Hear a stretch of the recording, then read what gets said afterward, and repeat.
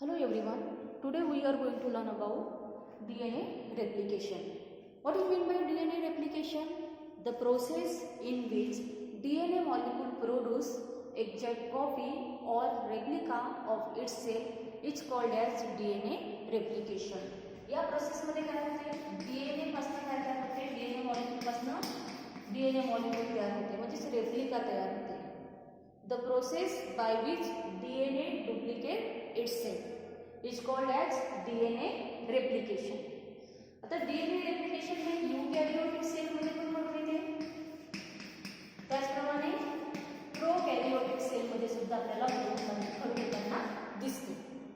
आता यूकॅरियोटिक सेलचा विचार केला तर DNA replication occur in the S phase of interphase in the cell cycle. आपण 11th स्टँडर्ड मध्ये सेल सायकलचं डिस्क्रिप्शन बघितलं होतं. Cell cycle consist of two main phases, interphase and second M phase. Interphase मध्ये आपण G1, S and G2 असे तीन phases बघितले होते. एस फेज मध्ये काय डीएनएचं रेप्लिकेशन घडून येते. DNA replication occur in S phase of interphase in the cell cycle. DNA replicate through semi-conservative model of replication. The model of semi-conservative replication was proposed by Watson and Crick on the basis of antiparallel and on the basis of antiparallel and complementary nature of DNA strand. Okay, the process of semi-conservative replications. पुढे आपल्याला बघायचं आहे process of semi conservative replication.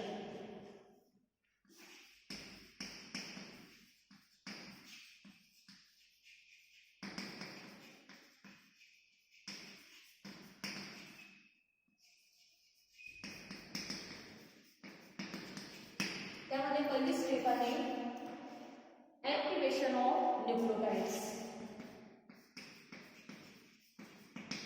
Activation of nucleotides. यामध्ये किती types nucleotide असतात DNA मध्ये? 4 types of DNA nucleotides. किती टाइपचे? 4 types of DNA nucleotides are present in the nucleoplasm in the form of monophosphate. पहिल्यांदा कोणत्या फॉर्म मध्ये असतात? मोनोफॉस्फेट फॉर्म मध्ये असतात. जसं adenine monophosphate, guanine monophosphate, cytosine monophosphate, thymine monophosphate. कोणत्या फॉर्म मध्ये आहे? मोनोफॉस्फेट फॉर्म मध्ये आपल्याला न्यूक्लियोटाइड कुठे दिसून येतात? न्यूक्लियोप्लाझम मध्ये दिसून येतात. They are activated by ATP in the presence of enzyme phosphorylase as result in the formation of काय तयार होईल? deoxyribonucleotide triphosphate, that is adenine triphosphate, guanine triphosphate, cytosine triphosphate and thymine triphosphate. This process is called as phosphorylation. या प्रोसेसलाच काय म्हटलं जाते? phosphorylation. पुढची step आहे point of origin or initiation of point. Second step, point of origin or initiation point. यामध्ये लक्षात ठेवायचं it begin at a specific point. त्या पॉइंटला म्हटलं जाते origin and terminate at point T. सुरुवात कशापासून होते? Specific point. त्या पॉइंटला origin असं म्हटलं जाते and terminate at a point T. The unit of DNA in which replication occur, which is called as replicon. त्यालाच काय म्हटलं जाते? रेप्लिकॉन. त्या युनिटला काय म्हटलं जाते? रेप्लिकॉन. आता जर आपण प्रोकॅरियोटिकचा विचार केला तर in prokaryotes replicon. And in eukaryotes, several replicon. Prokaryotic सेलमध्ये आपल्याला एकच ओरिजिन पॉइंट दिसून येते आणि जे काही यूकॅरियोटिक सेल आहेत त्यामध्ये आपल्याला सेव्हरल ओरिजिन पॉइंट दिसून येते. जसं सपोज हे काय आहे डीएनए स्ट्रँड आहे, यामध्ये जे ओरिजिन पॉइंट आहे आपल्याला स्पष्ट ठिकाणी आपल्याला अशा प्रकारे ओरिजिन पॉइंट दिसून येतात. कोणत्या याच्यामध्ये यूकॅरियोट्समध्ये. In eukaryotes several replicon. At the point of origin, enzyme endonuclease. कोणतं enzyme? Enzyme endonuclease need one of the strand of DNA temporarily. काय करते एंडोन्यूक्लियस जे एन्झाईम्स आहेत, डबल स्ट्रँडचं डीएनए आहे त्या स्ट्रँडला काय करते? निक करते. nick one of the strand of DNA temporarily. The nick occur in the sugar phosphate backbone or phosphodiester bond. त्यामध्ये कोणत्या प्रकारचा बॉन्ड असते?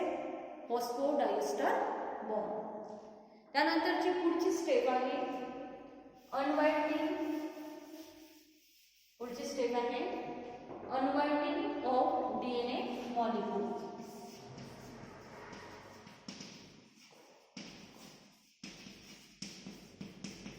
डीएनए मॉलिक्यूल यामध्ये enzyme DNA helicase operate by breaking weak hydrogen bond. Helicase जे enzyme आहे ते काय करते? हायड्रोजन बॉन्डला काय करते? ब्रेक करते.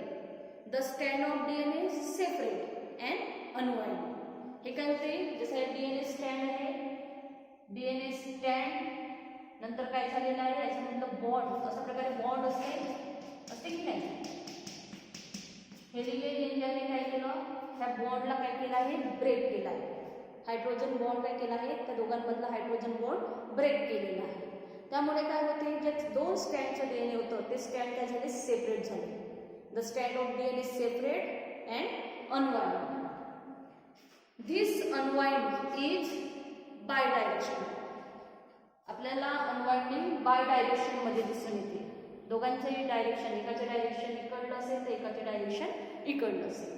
त्याला म्हटलं जाते this unwinding is bi direction and continuous.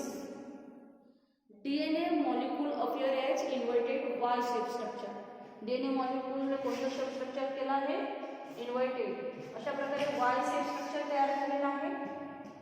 त्यालाच म्हटलं जाते रेप्लिकेशन फॉर्म. कोणत्या एन्झाईमचा यूज केला आपण? कोणत्या एन्झाईमद्वारे डीएनए स्ट्रँड सेपरेट झाल्या? हेलिकेज. नाव लक्षात ठेवायचं. Helicase, DNA helicase enzymes break with hydrogen bonds, separate two strand and unwinding. This unwinding is bidirectional, okay, and inverted Y-shaped structure form, which is called as replication form. Each separated strand act as a template. हे जे separated strand आहे त्या separate strand ला आपण काय म्हणणार आहे? template. Okay, each separated strand act as a template. आता यामध्ये जसं हायड्रोजन बॉन्ड आपण वेगळं केलं, वीक हायड्रोजन बॉन्डला ब्रेक केलं, मग काय होते? ह्या कॉइलिंग होत असतात स्ट्रँड एकमेकांना. मग ही कॉइलिंग आपल्याला थांबवायची आहे, ते एकमेकांना कॉइल होऊ नये असं वाटत असेल तर आपण काय करायला पाहिजे? त्यासाठी the two separated strand are prevented from recoiling by single strand binding protein.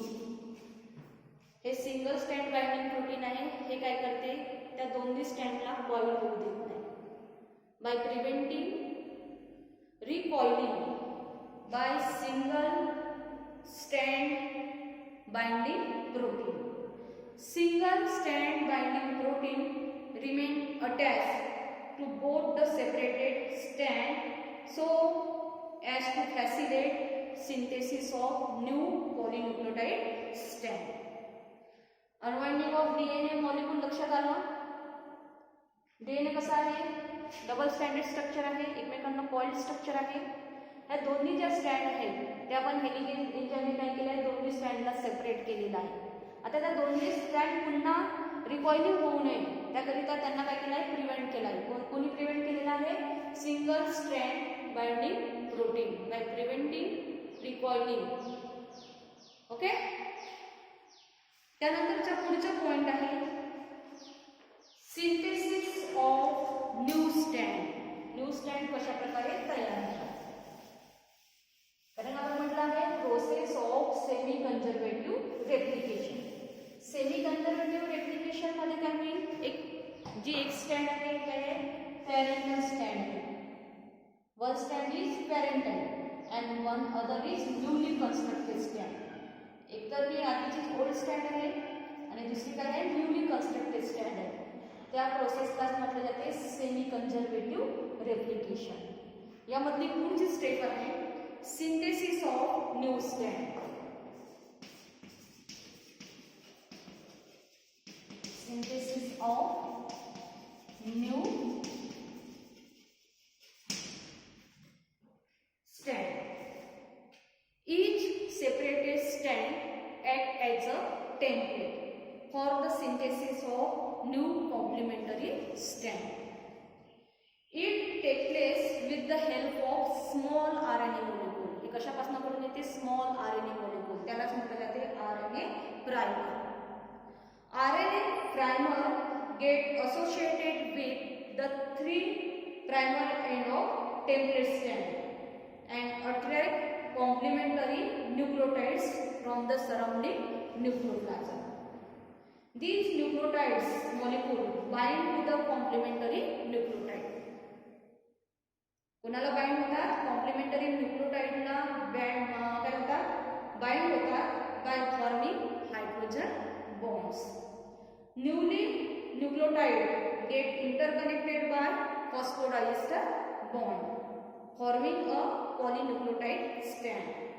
The synthesis of new complementary strand is catalyzed by enzyme DNA polymerase. New complementary strand is always formed in 3' 5' to 3' direction. आता जी old stand आहे 3 to 3' to 5' डायरेक्शनला old stand आपल्याला दिसून येते. आता यामध्ये म्हटलं जातं each separated stand act as a template. दोन्ही सेपरेटेड स्टँड झाले, स्टँड सेपरेट झाले, त्यांनी टेम्पलेट तयार केलेला आहे. त्यालाच आपण एकाला लीडिंग टेम्पलेट असं नाव दिलेलं आहे, दुसऱ्याला काय म्हटलं आहे, लॅगिंग टेम्पलेट. हे काही सिंथेसाइज करतात for the synthesize of new complementary stand. आता न्यू कॉम्प्लिमेंटरी स्टँड तयार करायचं असेल तर it take place with the help of small RNA molecule. त्या स्मॉल RNA मॉलिक्यूललाच काय म्हटलं जाते, RNA primer. RNA primer associated with 3' of the template strand and attract complementary nucleotides from the surrounding nucleoplasm. आणि त्यापासून काय होते, न्यूली कॉम्प्लिमेंटरी स्टँड तयार होते. Newly complementary stand is always form in new stand तयार आहे. New stand always form in 5' to 3' direction. Full स्टँडचं direction अशा प्रकारचं असते, न्यूली फॉर्म डायरेक्शन जे न्यूली स्टँड होते त्याचे डायरेक्शन अशा प्रकारे असते. 5' to 3' त्याला 5' to 3' असं म्हटलं जाते. ओके. त्यानंतर पुढे आपल्याला यामध्ये लीडिंग स्टँड आणि लॅगिंग स्टँड असं नाव दिसत आहे. ही जी न्यूली कन्स्ट्रक्टेड स्टँड आहे याला काय म्हटलं आहे, लीडिंग टेम्पलेटने कोणती स्टँड तयार केली आहे, लीडिंग स्टँड तयार केलेली आहे. लॅगिंग टेम्पलेटने कोणती स्टँड तयार केली आहे, लॅगिंग स्टँड तयार केलेली आहे. ओके. यामध्ये जे template stand with 3' is called as leading template. Okay. The template stand with 5' is called lagging template. The process of replication always start as carbon 3 end of template strand and proceed toward the carbon 5 end. Both the strand of the parallel DNA are antiparallel. New strands are always formed 3' to 3', 5' to 3' direction. One of the newly synthesized strands develop continuously toward the replicating form. यामध्ये दोन stand newly constructed झालेले आहेत. एक जे stand आहे जसं leading stand आहे त्यालाच म्हटलं जाते continuous stand. It is constructed continuously at the faster rate. Lagging stand is constructed डिसकंटिन्युअसली. त्यामध्ये फ्रॅगमेंट दिसत आहे. त्या स्मॉल फ्रॅगमेंटलाच आपण काय म्हटलं जाते ओकेजागी फ्रॅगमेंट. आणि ते ओकेजागी फ्रॅगमेंट एकमेकांना जॉईन झालेले आहेत. कशाद्वारे जॉईन झालेले आहेत? Enzyme DNA ligase. Enzyme DNA लायगेजने या फ्रॅगमेंटला काय केलं आहे? जॉईन केलेलं आहे. यामध्ये जे लीडिंग स्टँड आहे ती कशी आहे? कंटिन्युअस आहे टुवर्ड्स द रेप्लिकेटिंग फॉर्म. कोणाकडे जात आहे? Replicating form. दुसरी जी स्टँड आहे lagging stand is constructed discontinuously at the slower rate away from the replicating form. लक्षात आलं? यामध्ये जे स्मॉल फ्रॅगमेंट आहे त्या फ्रॅगमेंटला काय नाव दिलेलं आहे मी? ओकेजागी फ्रॅगमेंट. आणि हे फ्रॅगमेंट एकमेकांना जॉईन झालेले आहेत. त्या एन्झाईमचं नाव काय आहे? Enzyme DNA ligase. Okay? RNA primer are removed by DNA polymerase. आपल्याला RNA primer यामधनं मग रिमूव्ह करायचं असेल तर आपण कशाद्वारे रिमूव्ह करतो? DNA polymerase. जसं प्रोकॅरियोटिक सेलमध्ये DNA सिक्वेन्सला आपल्याला पुन्हा रिप्लेस करायचं असेल तर कशाद्वारे आपण प्रोकॅरियोटिक सेलमध्ये DNA ला रिप्लेस करू? Replace by DNA sequence with the help of DNA polymerase 1 in prokaryotes and DNA polymerase alpha in eukaryotes. DNA topoisomerase पुढचे एक आणखी एन्झाईम आहे. त्या एन्झाईमचं नाव आहे DNA topoisomerase. DNA topoisomerase enzyme form double helix to form daughter DNA molecule. DNA topoisomerase enzymes काय तयार करते? Double helix to form daughter DNA molecule. 5th नंबरचा पॉइंट काय होतं? कोणत्या स्टँड तयार होतात? Leading stand and lagging stand. Leading and lagging stand. Okay. आणि सगळ्यात शेवटचा पॉइंट आहे formation of daughter DNA molecule. पुढचा पॉइंट सगळ्यात शेवटचा पॉइंट काय आहे?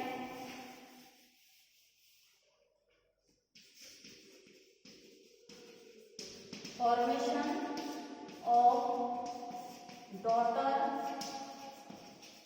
DNA molecule. यामध्ये काय होते? At the end of replication. आता रेप्लिकेशनच्या एंडिंगचं पोर्शन होत आहे. At the end of replication 2 daughter DNA molecules are form. हे एक डॉटर DNA मॉलिक्यूल तयार झालं, दुसरे एक डॉटर DNA मॉलिक्यूल तयार झालेलं आहे. म्हणजे 2 daughter DNA molecules are form. In each daughter DNA one stand is parental. यामध्ये जी एक स्टँड आहे इकडल्या साईडचं स्टँड आहे हे काय आहे? पॅरेंटल स्टँड आहे. कोणती स्टँड आहे? पॅरेंटल. हे देखील काय आहे? Parental. Okay, one strand is parental and other one is totally newly constructed, newly synthesized. आणि दुसरी स्टँड काय आहे? न्यूली कन्स्ट्रक्टेड किंवा न्यूली सिंथेसाइज स्टँड आहे. म्हणजे एक पॅरेंटल आहे आणि एक दुसरी नवीन तयार केलेली स्टँड आहे. त्या प्रोसेसलाच म्हटलं जाते. म्हणजे 50% is contributed by mother DNA and it is described as semi conservative replication. त्या प्रोसेसला म्हटलं जाते सेमी कंजर्वेटिव्ह रेप्लिकेशन. आपण काय बघितलं, process of semi conservative replication. त्यामधलं पहिलं प्रोसेसचं कोणतं होतं, ऍक्टिव्हेशन ऑफ न्यूक्लियोटाइड्स. यामध्ये पहिल्यांदा आपल्याला काय करावं लागलं, जे मोनोफॉस्फेटमध्ये न्यूक्लियोटाइड होते त्यांना आपल्याला ट्रायफॉस्फेटमध्ये कन्वर्ट करावं लागलं. त्यानंतर ओरिजिन ऑफ काय झालं, point of origin and initiation point. पुढची स्टेप, थर्ड नंबरची स्टेप कोणती होती, काय तयार केलं, unwinding of DNA molecule. DNA molecule हे डबल स्टँडचं होतं. हेलिकेज एन्जाइमने डीएनए स्टँडला काय केलं, ब्रेक केलं, सेपरेट केलं आणि त्यापासून सिंगल स्टँड तयार झालेली आहे. त्यात दोन्ही सिंगल स्टँड एकमेकांना कॉईल होऊ नये यासाठी आपण सिंगल स्टँडिंग बाइंडिंग प्रोटीनचं यूज केलं. लक्षात आलं. त्यानंतर replication, inverted Y shape structure तयार झाला आहे, त्याला आपण नाव दिलं आहे रेप्लिकेशन हॉल. त्यानंतर synthesis of new stand, new stand synthesize झालेलं आहे. ओके, यामध्ये लीडिंग स्टँड आणि लॅगिंग स्टँड तयार झालेले आहे. ओके, जे न्यू तयार झालेला स्टँड आहे त्याच्या दोघांचंही डायरेक्शन हे वेगवेगळं आहे. म्हणजे अनवाइंडिंग कसं आहे, बाय डायरेक्शन आहे. यामध्ये जसं लीडिंग स्टँड आणि लॅगिंग स्टँड हे न्यूली कन्स्ट्रक्टेड स्टँड आहे. याची डायरेक्शन कशी आहे, 5 prime to 3 prime, 5 prime to 3 prime. Okay, आणि सगळ्यात शेवटी काय तयार झालं आहे, 2 डॉटर डीएनए मॉलिक्यूल तयार झालेले आहे. Formation of 2 daughter DNA molecule. त्यामध्ये 1 स्टँड कशी आहे, पॅरेंटल आहे and 1 other is newly synthesize. त्या प्रोसेसला काय म्हटलं जाते, semi conservative replication. Okay, thank you.